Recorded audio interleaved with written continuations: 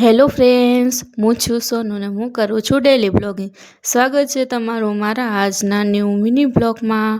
ત્યાં દગ જો રાતે ખાધા વગરનો સૂઈ ગયો હતો એટલે ઉઠીને એને ભૂખ લાગી તો એ જો ખાવા માટે બેસી ગયો તો કેરીનો રસ ને રોટલી.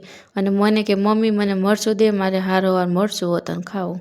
એટલામાં તો જો એને નાની ગાય આવી ગઈ હતી એટલે એ જો એને રોટલી ખવડાવતો હતો અને હારોવાર મસ્તી હોતન કરતો હતો. ત્યાં જો આપણે વોટર પાર્ક ગયા હતા તે દૂના કપડાં ગાડીમાં પડ્યા હતા અને મને યાદ આવી ગયું. મેં કીધું લાવ કપડાં લઈ લઉં અને મશીનમાં ધોવા નાખી દઉં. ત્યાં જો આપણે બધી રસોઈ હોતન બનાવી નાખી હતી અને બધી જો બહાર હોતન મૂકી દીધું હતું અને આપણે લોટ હોતન બાંધી નાખ્યો હતો અને લોટ ઘડી કરીને રોટલી કરશું. ત્યાં જો મશીનમાં બધા કપડાં હોતન ધોવાઈ ગયા હતા અને આપણે જો બધા કપડાં હોતન દોરીએ સૂકવી દીધા હતા.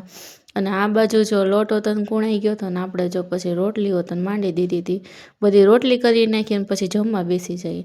ત્યાં જો આપણે દાળ ભાત લઈ લીધા હતા અને દહીં હોતન હતું અને દક્ષે જો અહીંયા દાળ ભાત ને છાશ લીધી હતી. અમે મા દીકરો બે જમવામાં હતા. ત્યાં ધવલ કાંઈ ઘરે હતો નહીં, દક્ષભાઈ એકલો થઈ ગયો એટલે કંટાળીને સૂઈ ગયો અને કોઈ બોલવાવાળું હોય નહીં એટલે એ જો મસ્તીની નીંદર કરે ને આકાશ શેટીમાં આરોટે.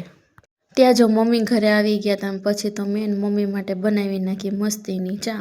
આજ માટે આટલું જ. મળીએ કાલે નવી મોજ મસ્તી સાથે. ત્યાં સુધી બાય બાય. હર હર મહાદેવ બધાને. જો મારા વિડીયો જોવા ગમતા હોય તો લાઈક, શેર ને ફોલો કરવાનું ભૂલતા નહીં.